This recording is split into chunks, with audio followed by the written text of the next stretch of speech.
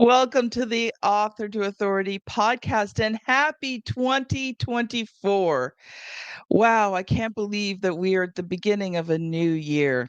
For the first 10 episodes in 2024, we are going to take a look back at the top 10 episodes of 2023. These were high value, high impact episodes that I really felt needed to be replayed and reshared. So sit back and enjoy this top 10 episode. Welcome to the Author to Authority podcast. And if you have ever wondered if you can use YouTube to not only build credibility, but build your business, then you do not want to miss today's episode.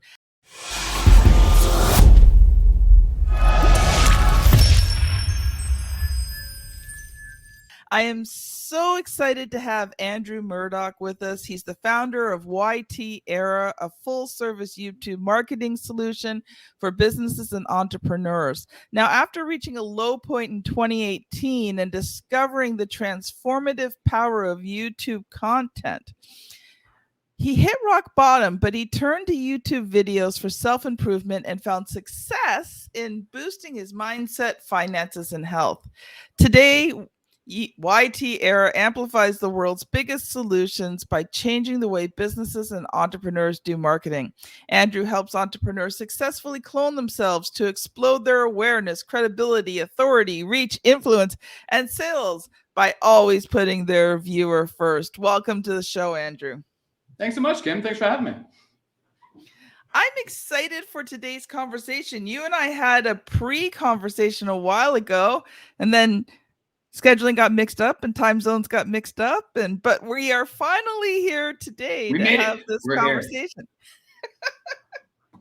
So Andrew, why don't you take a couple of quick minutes, just introduce yourself and share a bit of your business story with us. Yeah, sure, of course. So yeah, you hit all the main points, but one of the reasons why people keep inviting me onto their podcast is probably this specific reason, because I think everyone can relate to this. So in 2018, like you said, I was at rock bottom. I was absolutely convinced I was the world's biggest loser. I was. I had just ended a marriage. I was sleeping on an air mattress. I had tons and tons of debt, both mine and my ex's. I was absolutely convinced that, I was just miserable, absolutely miserable. And maybe it sounds a little cliche for me to say this, but just because it's cliche doesn't make it any less true at the end of the day, right? I discovered YouTube in a new light. I really did. I became obsessed. And here I am 5 years later, completely transformed entrepreneur. I got 10 full-time employees, 2 part-time employees, traveling the world as a digital nomad. And when I really look back, I can point to specific YouTube channels. And in some cases, I can point to specific videos that completely changed my life. It sounds cliche, but it's true. I think we all have those moments. For me, it's not been YouTube videos, but for books. There have been books. And obviously, as a publisher, I love to read, but there have been books that have completely changed the way I saw the world. When I started reading like the Go Giver series with Bob Burg and some of the others, 12 Pillars, those books like radically changed my life and my business. So I get it. I totally get it. Yeah. And just to build off of that, even though I'm a YouTube person, I'm a huge book lover myself as well. I don't want to give you the wrong impression. However, because of my lifestyle as a digital nomad and traveling around the globe, paper is heavy. Yes. So I make a point. I make a point of never having physical books. And sometimes people give me books as gifts and I'm like, great, thank you. And I read it as quickly as I possibly can. And then either I give it away or I ship it back to my mom in Canada because I just don't want to carry books. So I'm a big fan of ebooks and audiobooks, and I'm big fan. I do lean towards video content, specifically YouTube, but I'm still a big lover of books as well. So I'm a Canadian. So where does your mom live in Canada? She's in Belleville, Ontario. I don't know. I know Belleville. It's a little hole in the wall place. No, but most people don't know where Belleville is. Yeah, BC, I lived in Ontario all my life. I know where Belleville is. I've been to Belleville. Yeah. I'm sorry. There's not much there. True, but it's still a lovely little place. Actually, it's a tourist town. Yeah. Is it really? Okay. Well, because it's part of that Eastern Ontario block, and it's got some touristy things to it that you can do. And I think Belleville's one of those places where they might have had some like military forts and different things. So, well, yeah. they do have an active military base right now in it's the tiny community right beside Belleville. But anyways, now we're going down another rabbit hole. But yeah, they do have a military base there. And it's like they used to have a John Deere plant back in the day. So it was a factory town, and now it's more of like a retirement community, I think. Yeah. Yep. Cool. Okay. The moment you have all been waiting for. How to use YouTube. Andrew, I'm going to let you loose. And I know you're going to talk about a lot of things, and I'll probably interrupt you because I'm going to want to know things about my YouTube channel as well. So I'll let you loose for a while. Yeah. So yeah, let me dive right in. Listen, building a YouTube channel to support your business is easily the most underutilized marketing strategy in my humble view. Simply because, well, geez, I could talk for an hour on this alone, but I'll give you the Cole's Notes version. This is indisputable. The number one content consumed today is video. It used to be text, then it became images, and now it's video. It's been video for years, and it's likely to continue to be video for years until AR or VR disrupts that. But let's be honest, AR and VR is built off of the foundation of video marketing, right? So if you're in business and you're planning on being in business for the next 5-10 years plus, and you're not currently leveraging video marketing in some capacity, I'm sorry to be the bearer of bad news, but 2017 is calling and they want their marketing strategy back. Okay. You will not be in business much longer if you are not incorporating video marketing to the fullest extent, because I guarantee you your competitors are. And now why do a lot of people convince themselves that they can't do video marketing or YouTube channels? Well, in my humble, and I've been doing this a long time, I've participated and contributed in execution and strategy in dozens and dozens of YouTube channels over the years. The number one hurdle that people need to overcome, fear. It's fear. Because everybody has a smartphone in their pocket. You have a film studio in your pocket. You do not have an excuse. I'm sorry. Everybody has a fantastic camera and mic in their pocket. So or a webcam on their computer. That too. So the fear comes into the fact that they don't want to put themselves out there. They don't want to be ridiculed. Oh, it's easier to send out a tweet, Andrew. Exactly. It is easier to send out a tweet, which is why the lifespan of a tweet is 18 seconds. The lifespan of a Facebook post is about 2 minutes. The lifespan of a LinkedIn post is about 3.5 minutes. What's the average lifespan of a YouTube video?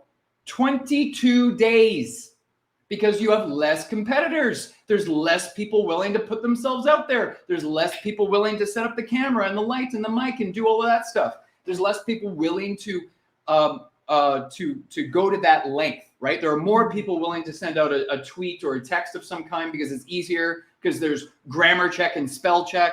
They're not going to make mistakes.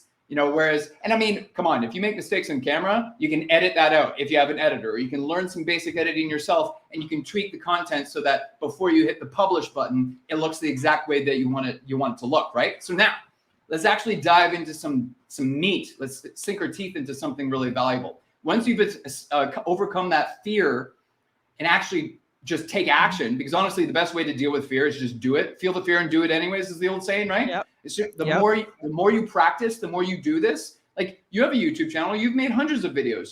I'm sure you're a lot more comfortable with the process now than you were in the first 10 videos. Would you agree, disagree? What do you think about that? Well, let's just put it this way. Most of the videos are from the podcast, and my first few podcasts were not that stunning. Okay. My first few interviews were not that great. And that's what you want. You want to be able to look back and see how far you've come, see how much more comfortable you are at interviewing your guests, see how much better your intros and your outros are. You want to look back and say, wow, I was bad. That's the point. I love it. That's the point. You have to start somewhere. Done is better than perfect. There is no such thing as a perfect video. There's no such thing as a perfect video. But you got to go. You got to start somewhere. Okay, now, enough with the teasing. Let's dive right in. How to dominate on YouTube. It is essentially a 3-step process. It's not complicated. It's not confusing. It's also not easy. So for you watching this video right now, or for you listening to this podcast right now, this is where you want to take some notes. But I want to let you know this isn't easy. If it was easy, every business would have a successful YouTube channel. It's a simple 3-step process. Step number 1, get the click. How are we going to get the click? It's very simple, 3 things. Topic, title, thumbnail. I don't care if you have the world's best thumbnail and title if you pick a boring topic that no one's interested in. You got to pick a topic that people are interested in. Andrew, how am I going to pick a topic that people are interested in? You're a business owner. You're an entrepreneur. You probably have a list of FAQs that people keep asking you over and over again. If they're asking you these questions, chances are they're going into YouTube and they're typing in a search query in the search bar the exact same question. Make videos on those FAQs. Yeah. Pretty simple, or they're right? typing it into Google, which is going to lead them to YouTube. Typing into Google and YouTube, you'll have the auto menu bar that shows up, and you can see what people are searching for. This is absolutely free. You can go to Google Trends. You can search for search terms and keywords in Google Trends to figure out if you're making a video on a topic that people are searching more for, or is it flat, or is it decaying, is it dying off? You know, there's all kinds of little tricks that you can spend to invest a little bit of prep time before hitting the record button. Because let's be honest, your time, it's valuable. There's only so much time going around. Everybody only has 24 hours in a day. So if you're going to hit the record button and go through the trouble of making a video, filming a video, editing the video, uploading the video, then at least pick a topic that people are interested in, right? So that's topic. The next thing you need to think about, thumbnail. You need to design a thumbnail that is enticing. It's got to be compelling. It's got to create some curiosity. Because, listen, I am not exaggerating when I say this. There are YouTubers out there today that will spend more time, money, and resources designing the thumbnail than the entire video. They will spend weeks. They will spend weeks obsessing over the thumbnail and the title and figuring out what would we click on. And after they finally find the thumbnail and title combo, the power twins, as we like to call them, once they find that this is it, then they go hit the record button. What do you think most entrepreneurs and business owners do? They hit the record button, they go to upload it to YouTube and go, oh, I need a thumbnail, I need a title. And then they just do a half-assed job, and then they wonder why no one's clicking on their videos. Well, you gotta give it some packaging. We gotta package the content, because again, bearer of bad news here. I know Andrew's all bad news today. Human beings, we are very vain creatures. We like pretty things. Sorry, it's human nature. It's human psychology. It's human behavior. If I spent $50,000 on a nice watch, and for those of you watching the video, you can tell I'm not into the bling bling, but if I spent $50,000 on a really nice watch, that watch better come in a really nice box. Yes. Yeah. It just better, right? Because garbage in, garbage out. If someone sees, sorry for the language, but if someone sees a shit thumbnail, they're going to immediately assume it's a shit video. And what's more valuable than someone's time and attention? Nothing. The answer to that is nothing. They're not going to click because they're going to assume that this video is a waste of their time because look at this terrible thumbnail, right? And then what did I said it was the power twins. So the thumbnail is what grabs someone's attention first. Everything I'm about to describe to you happens in less than a second. You do it, I do it, we all do it. The first thing that happens in a person's brain is go, wow, look at that thumbnail. In a split second, in a fraction of a second, they read the title and they decide, is this relevant to me? So if the thumbnail was attention grabbing, yes. If the title is relevant to them, yes. There's one more thing that happens before they click. You, me, we all do this. We glance to the bottom right corner and we look at the time code. And we think, do I have 8 minutes right now? Do I have 32 minutes right now? And if the answer to that is yes, if you have 3 yeses in the brain of the user, then they finally clicked. So you see there's a lot that goes inside your brain before someone actually clicks on your video. Topic, title, thumbnail. If you don't address those 3 T's, you are not getting the click. And then there's no point in making the video. There's no point in hit the record button. Okay. Any questions on that, Kim, before we move on to step 2? Well, the only thought I had, and we all hate this word, but it's so true. Your titles have to be clickbait. They have to be so attention grabbing that it's got to just really pack a punch. One quick question for you though, because I do use a couple of tools to help me. I use a headline analyzer, and I also use TubeBuddy. So are those the types of things you would recommend, especially like if you have a base idea of what you want to talk about and you use those tools to enhance them? So I have to give a very nuanced answer to this because my opinion is that people overvalue those tools and just blindly trust them without doing the homework on who their viewer avatar is and what actually is a winning combination between a thumbnail and a title. I can't undervalue this enough. So my mentor that I'm very, very lucky to say that I'm in his inner circle. He's the GOAT of YouTube marketing. His name is Daryl Eves. Okay. He co-owns Vid Summit with Mr. Beast and Sean Duras. In fact, I'm going to be seeing Daryl in October in Dallas at Vid Summit. Anyways, he has a book called The YouTube Formula. I recommend you read that book, you tear it apart, then you use those tools. And now you're using those tools from a power position. You're using those tools as an educated, informed person, understanding because there's too many people out there that just blindly trust these AI tools without putting any common sense. And then again, they wonder why they're not getting the clicks. Yeah, I completely agree. Like, I think you have to put in the pre-work. Like, I'll usually spend like a fair amount of time working on headlines ahead of time, and then I put them into those tools to enhance. I'm very numbers oriented, so like when I see 60 on a score, it's like, okay, I've got to do something. I've got to get that score up at least to an A. I've got to get it up to an 80. Yeah, I hear you. But there's so many ways to optimize videos. And sometimes I'm very concerned that sometimes people focus on the things that move the needle a tiny amount. Yeah. And I end up like pushing those people and saying, forget that stuff. Focus on the things that are going to move the needle this much, a whole lot more. Because the topic, title, thumbnail, that's what's going to get you a click. Don't worry about, what colors am I using? I don't care what colors you're using. There is a lot of strategy behind color theory, but there are other things that you can focus on that makes the thumbnail a lot more clickable. I mean, like I'll give you a quick rule of thumb before we move on to step 2, because we got 2 more steps we got to complete here. So make sure if you listen this far much in the episode, you don't want to leave now, because the next 2, and I would argue the 3rd step is actually the most valuable. But before we leave step 1, here's a really quick rule of thumb. If the thumbnail is a negative, worst mistakes ever with like a really sad face or something. If the thumbnail is a negative, that does a really good job of grabbing someone's attention, because the human mind is always on the lookout for danger. That's what our species evolved for. If you're using a negative themed thumbnail, make the title a positive.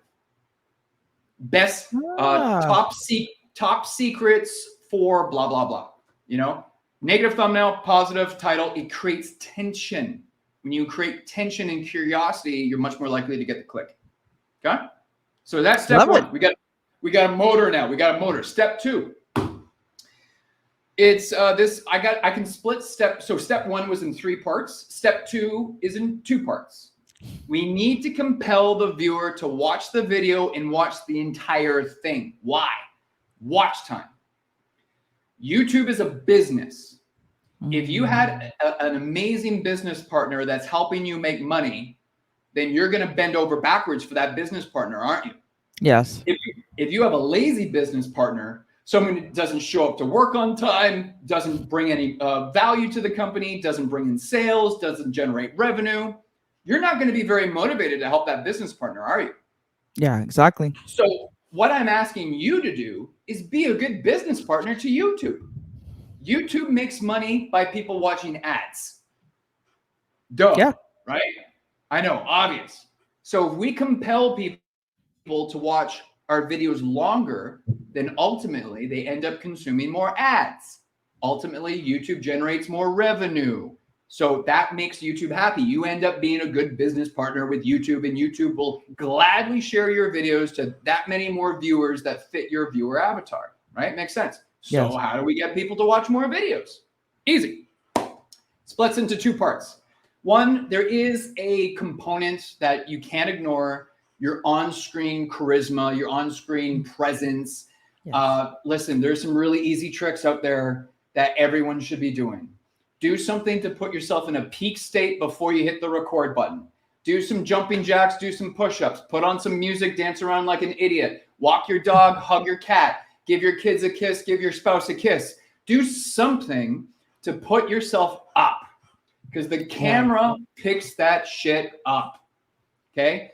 I'm up right now, but if I was talking to you right now and I was monotoned and I wasn't really interested and I wasn't looking at the lens and I'm not connecting with no one's going to pay attention. So there is that component of how you are delivering your content. So that's half of it. The other half, well, it depends on the kind of content you're making, and it does depend on the kind of viewer avatar you're trying to attract. There's a lot of variables here, but I can tell you from firsthand experience that putting a little bit of effort in post-production will help. Video editing, insert some background music, insert some pattern interrupts like sound effects or lower third pop-ups.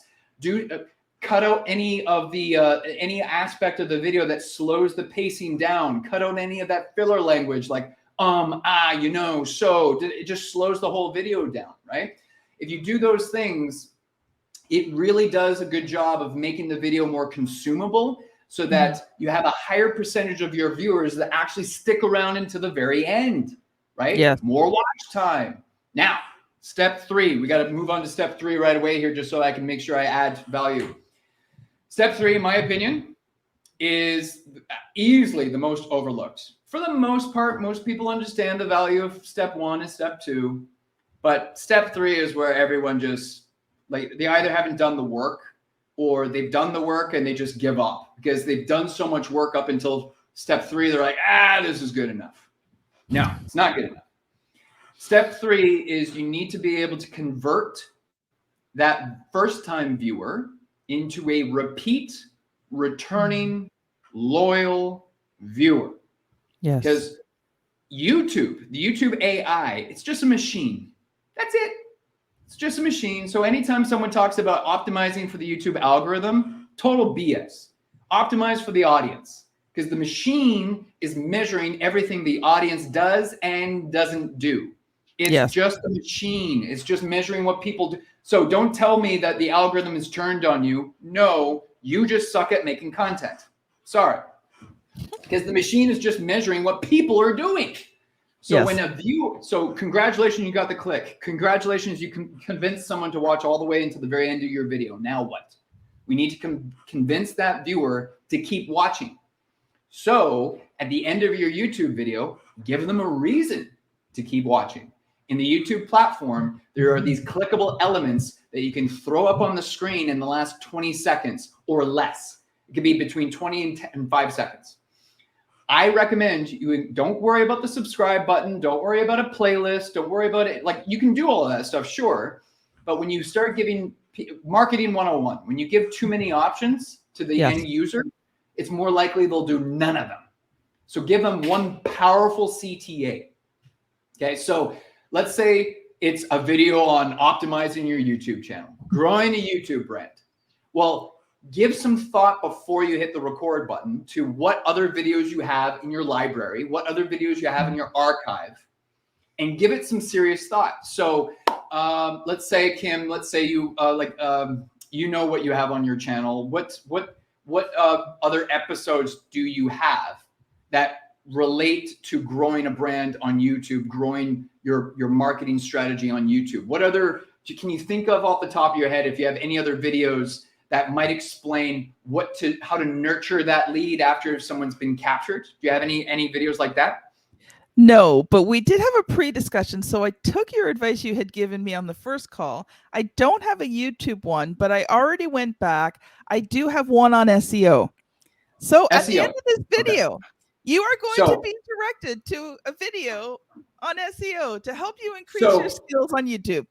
So, and I'm so glad that you prepped this, because now in this, we're using a real world example now. We're talking about YouTube marketing. At the end of this video, you can look at the viewer and say, now that you know how to grow your business using a YouTube channel, you might want to learn more about SEO, because YouTube is the second largest search engine on the planet.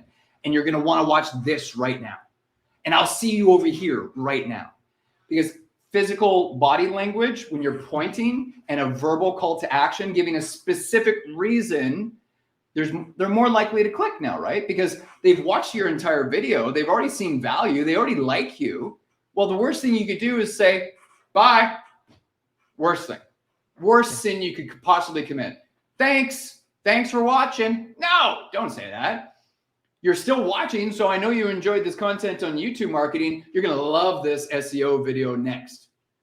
And then compel them to click. Now YouTube is paying attention to how many viewers you've now convinced to watch not one video, but 2, or maybe 3, or maybe 4. All of a sudden, YouTube goes, wow, this YouTube creator is doing a really good job. We need to serve their content to that many more viewers. Steps 1, 2, and 3. I kind of lied. Here's a bonus step. Step 4, dominate. That's your step 4. Dominate your niche. Control the narrative in your industry and other people that you're competing against. And I don't care if they're not my direct competition. Yes, they are. Yes, they are. Because if they also have YouTube videos, then you're trying to get people to click on your thumbnails and not theirs. I don't care if they're not your direct competitor in business. In the world of attention, in the attention economy, they are your direct competition. You want to be making better content than them, and then you end up dominating. Every time you hit the record button, you're creating a clone of yourself, a clone of your brand. And all things being equal, if you compare your operation against someone else's operation, same business, same clients, same revenue, same everything, but one of you has a YouTube channel and the other one doesn't, I'm going to bet on the entrepreneur, the business with the YouTube channel, because they have more clones out there working for them 24/7, 365. Whereas the other person, you can only do so many sales calls. There's only so many hours in a day. Start leveraging your resources in a smart, strategic way, and you'll dominate your niche. That's what I got. 4 steps on how to win on YouTube. That's awesome. And I wish we had more time to continue. Andrew, if people have enjoyed this video today, how can they connect with you? Probably the easiest way to DM me is LinkedIn. I just find LinkedIn is, for obvious reasons, there's a lot more professionalism and maturity on LinkedIn than some of the other social media platforms. And then my company is YT Era. So you can find us at ytera.com. And we have an online course that you can get at ytforbusiness.com. That is awesome. Now, audience, if you've listened to this and you've enjoyed this today, you are going to want to go check out episode 331, SEO Made Simple. If you are on YouTube, the video will be over here or over here. I haven't figured it out quite yet. If you're listening on the podcast, use your finger, scan back to episode 331 and listen to SEO Made Simple. Thank you so much, everyone. We'll see you on the very next episode. Bye now.